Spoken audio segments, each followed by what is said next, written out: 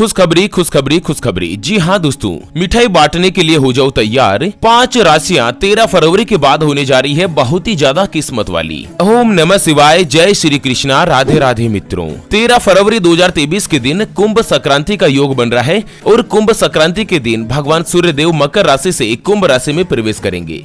आप सभी को पता ही होगा कि अभी कुंभ राशि में पहले से ही भगवान शनिदेव विराजमान है और जैसे ही भगवान सूर्य देव वहां पर आएंगे ना, तो सूर्य और शनि की युति से कई लोगों के जीवन में अच्छा फल मिलेगा। जैसे ही भगवान सूर्य या भगवान शनिदेव राशि परिवर्तन करते हैं तो उसका प्रभाव कई अन्य राशियों के ऊपर भी पड़ता है।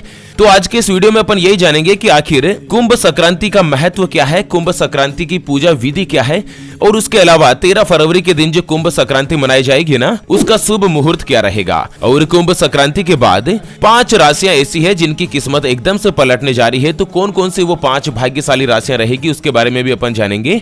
ऐसे में वीडियो को पूरा लास्ट तक जरूर देखिएगा और वीडियो को शेयर भी कर दीजिए अपने मित्रों के साथ। ओम नमः शिवाय, जय श्री कृष्णा, जय श्री शनैश्चराय नमः। मित्रों दोस्तों, हिंदू धर्म में मकर संक्रांति की तरह ही कुंभ संक्रांति का एक विशेष महत्व होता है।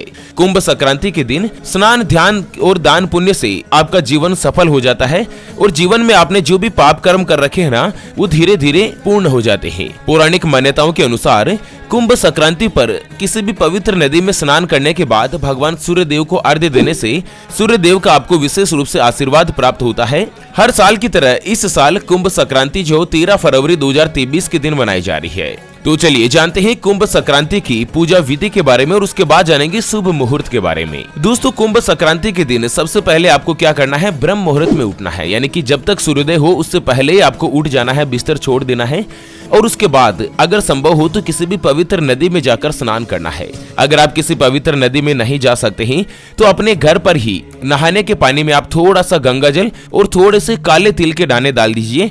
अगर काला तिल उपलब्ध नहीं हो तो आप सफेद तिल भी डाल सकते हैं और उस पानी से आप स्नान कर लीजिए। इसके बाद आप खुद शुद्ध हो जाएंगे और स्नान करने के बाद आपको अच्छे और स्पष्ट धुले हुए वस्त्र पहनने हैं, गंदे कपड़े नहीं पहनने हैं। जैसे आप नहा धोकर तैयार हो जाएं, सूर्योदय के समय एक पीतल का लोटा लें, उसमें आप पानी लें और पानी के अंदर गंगा जल मिला दें। फिर उसमें काले तिल मिलाकर भगवान सूर्यदेव को अर्घ्य दें और मन ही मन ओम सूर्याय नमः मंत्र का जाप करते रहें। इसके बाद अपने घर के मंदिर में जाकर दीपक जलाएं और ओम सूर्याय नमः मंत्र का 108 बार जाप करें। ये सभी काम आपको सूर्योदय के आसपास ही करना रहेगा, मंदिर में दीपक जलाना है। और उसके बाद आप दोस्तों पुण्य काल के दौरान घर से बाहर निकलें और किसी गौ माता को या गरीब व्यक्ति को आप भोजन कराएं, या आप चाहे तो खाने पीने की चीजें दान में भी दे सकते हैं या अपनी क्षमता के अनुसार आप कुछ भी दान पुण्य कर सकते हैं। चलिए इस बार दोस्तों कुंभ संक्रांति के दिन दान पुण्य का जो शुभ मुहूर्त रहेगा ना, वो 13 फरवरी को सुबह 7:02 से शुरू होगा, जो कि 9:57 तक रहेगा। यानी कि पुण्य काल की जो कुल अवधि है ना, वो 2 घंटे 55 मिनट की होगी।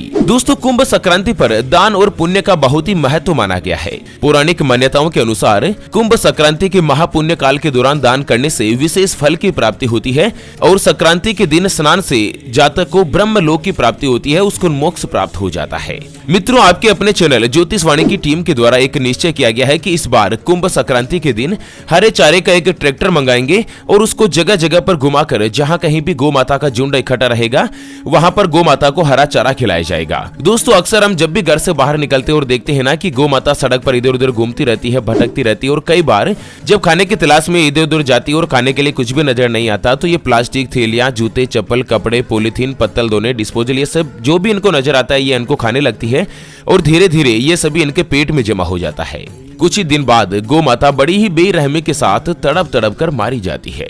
दोस्तों, हमने निश्चय किया है कि कम से कम एक साल में एक दिन यानी कि कुंभ संक्रांति के दिन कोई भी गौ माता भूखी नहीं रहे, यानी कि एक दिन एक साल में कम से कम इनको भरपेट हरा चारा मिले। और मित्रों, हमारे इस संकल्प को पूरा करने के लिए मुझे आपके सहयोग की आवश्यकता है।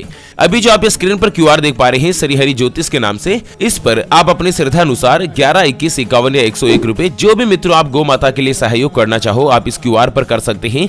कुंभ संक्रांति के महापुण्य काल के दौरान गौ माता को हरा चारा खिलाया जाएगा और आपको जो उस दान का फल मिलेगा ना, वो कई हजार गुना मिलेगा जिसकी आप कल्पना तक नहीं कर सकते। चलिए बात कर लेते हैं कुंभ संक्रांति के दिन किए जाने वाले कुछ आसान से उपायों के बारे में कि क्या क्या आप ऐसे उपाय करें जिससे आपके जीवन में जो भी संकट है, जो भी परेशानी है वो दूर हो जाए। उससे पहले जान लेते हैं कि कुंभ संक्रांति के बाद कौन कौन सी ऐसी राशियां हैं जो कि भाग्यशाली होने जा रही है, उनकी किस्मत के दरवाजे खुलने जा रहे हैं। तो मित्रों, इस बार कुंभ संक्रांति पर जैसे ही भगवान सूर्य देव मकर राशि से कुंभ राशि में प्रवेश करेंगे ना, तो सूर्य की बात ही 4 राशियों की किस्मत एकदम से चमक जाएगी। तो मित्रों, सबसे पहले नंबर पर आती है मीन राशि। जी हाँ मित्रों, जिनके नाम का पहला अक्षर दी, दू, थ, जय, दे, दो, चा और ची से शुरू होता है, उनकी मीन राशि होती है।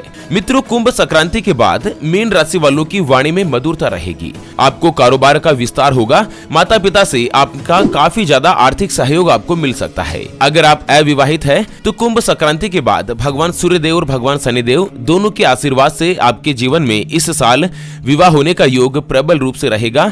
आपके आत्मविश्वास में बढ़ोतरी होगी। कुछ पुराने मित्रों से आपकी भेंट हो सकती है। नौकरी में और विदेश यात्रा का योग भी आपका बन रहा है और कहीं पर भी आपका रुका हुआ धन था, फंसा हुआ धन था ना, वो इस साल वापस मिल सकता है। आपकी इनकम में बढ़ोतरी होगी। अगर आपके ऊपर कर्ज चढ़ा हुआ है तो इस साल 2023 में आपको कर्ज से छुटकारा मिलने, कर्ज से राहत मिलने की भी पूरी संभावना बन रही है। माता लक्ष्मी के आशीर्वाद से पूरे साल भर आपके हाथ में पैसा बना रहेगा।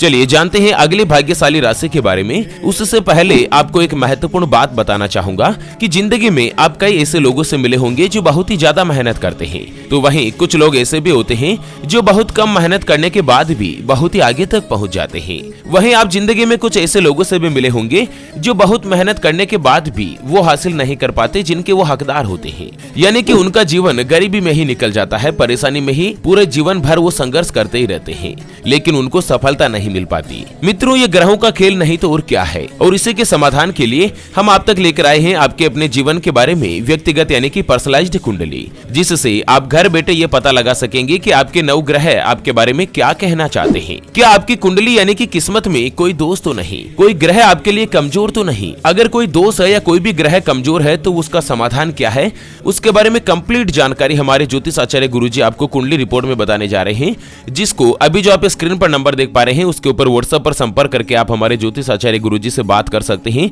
और अपने भविष्य की कुंडली के बारे में जान सकते हैं। और हाँ मित्रों, कुंडली बनवाना या कुंडली देखना फ्री नहीं होगा। इसके लिए 251 रुपए ज्योतिष आचार्य गुरुजी की दक्षिणा रहेगी। अगर आपकी कोई भी समस्या है जिसका आप समाधान चाहते हैं, जैसे कि आपके ऊपर कर्ज हो चुका है उसको आप चुका नहीं पा रहे हैं, आपके घर में हमेशा धन की कमी बनी रहती है, आपकी आर्थिक स्थिति बहुत ही खराब चल रही है, व्यापार में नुकसान जा रहा है या मनचाही नौकरी आपको नहीं मिल पा रही है, या आपका विवाह का योग नहीं बन रहा है। बहुत जगहों पर आप रिश्ता देखने के लिए जाते हैं लेकिन कहीं से भी किसी रिश्ते वाले का कोई भी जवाब नहीं मिल पाता, या आपको संतान का सुख नहीं मिल रहा है, बच्चे का पढ़ाई में मन नहीं लगता, या बच्चा लगातार अच्छी नौकरी या सरकारी नौकरी की तैयारी कर रहा है लेकिन उसको नौकरी में सफलता नहीं मिल पा रही है, आपके परिवार के सदस्यों में आपस में बन नहीं रही है, या आपकी पति पत्नी के बीच बहुत ही ज्यादा लड़ाई झगड़ा बना रहता है, नोकझोंक बनी रहती है। अगर कुछ भी समस्या है जिसका आप समाधान चाहते हैं तो स्क्रीन पर दिए गए नंबर पर संपर्क करके आप हमारे ज्योतिष आचार्य गुरुजी से व्हाट्सएप पर बात कर सकते हैं और अपनी भविष्य कुंडली के बारे में जान सकते हैं। चलिए मित्रों, कुंभ संक्रांति के बाद अगली जो भाग्यशाली राशि रहेगी ना, वो आती है तुला राशि। तो जिनके नाम का पहला अक्षर रा, री, रू, रे, रो, ता, ती, तू और ते से शुरू होता है, उनकी तुला राशि होती है। तुला राशि वालों को बौद्धिक कार्यों से इनकम के साधन बनेंगे। इस साल कहीं न कहीं 2022 में जो आपने इनकम प्राप्त करी थी, जो 2022 में आपने कमाए थे ना, इस साल आप अच्छी इनकम ले पाओगे। हालांकि आपके क्रोध की तीव्रता में कमी आएगी, आपकी वाणी में संयम बना रहेगा, परिवार में सुख शांति रहेगी, किसी मित्र के सहयोग से आपके कारोबार को गति भी मिल सकती है। आप जो भी व्यापार करते हैं ना, उसमें किसी का आपको सहयोग प्राप्त होगा और आपका व्यापार दिन दुगुनी रात चौगुनी तरक्की के साथ आगे बढ़ेगा। इस साल आपके व्यापार में काफी अच्छा मुनाफा होगा, फायदा होगा। और वहीं अगर आप नौकरी करते हैं तो नौकरी में भी आपको सफलता मिल पाएगी। नए व्यापार अगर आप शुरू करना चाहते हैं तो कुछ योजनाओं को लेकर आप मूर्त रूप दे सकते हैं और इस साल अपने व्यापार की शुरुआत भी कर सकते हैं।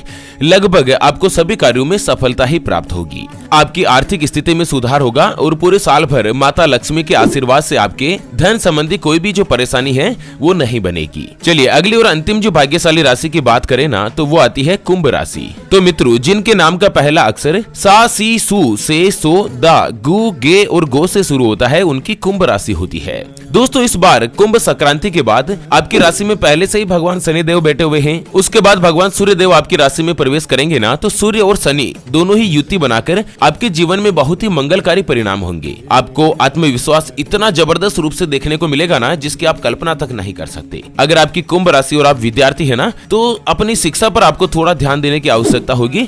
इस साल आप अपनी शिक्षा के दम पर हर एक मनचाही सफलता हासिल कर सकते हैं। आपके कारोबार की स्थिति में सुधार होगा, परिवार में सुख शांति रहेगी, परिवार में धार्मिक कार्य भी हो सकते हैं, मान सम्मान की प्राप्ति होगी, आपको कोई भी वस्त्र उपहार में मिल सकते हैं, लंबी यात्रा के योग बन रहे हैं और यात्रा जो है ना वो आपकी लगभग सफल होगी। ओके मित्रों, तो इसी के साथ इस वीडियो को फिलहाल के लिए यहीं पर देती है विराम। फिर से होंगे हाजिर एक और नई और काम की जानकारी के साथ। तब तक के लिए ओम नमः शिवाय, जय श्री कृष्णा, जय श्री शनैश्चराय नमः मित्रों।